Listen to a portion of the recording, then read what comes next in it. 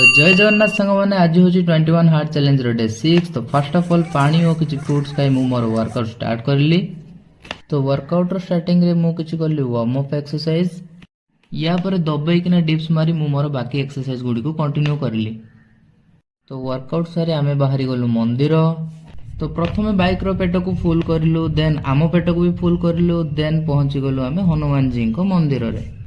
तो मंदिर पहुंची सारी प्रथमे आमे जळेलु दीप, तापरे कलु हनुमान जी को दर्शन, सेठु देखिलु गोटे सुंदर व्यू। या परे पहुंची गलु आमे साई बाबा को मंदिर। तो साई बाबा को गोलाप आम नुआ सांग को प्रसाद दे आमे फेरी आसिलु घर को। तो घर को फेरला परे मु मोर हल्के की टिके पढ़ापढ़ी सारी देली।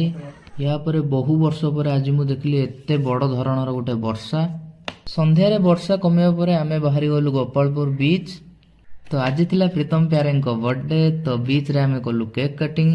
तो बीच रे स्वीट कॉर्न खाई के आमे पुणी फेरी आसिलु घर को।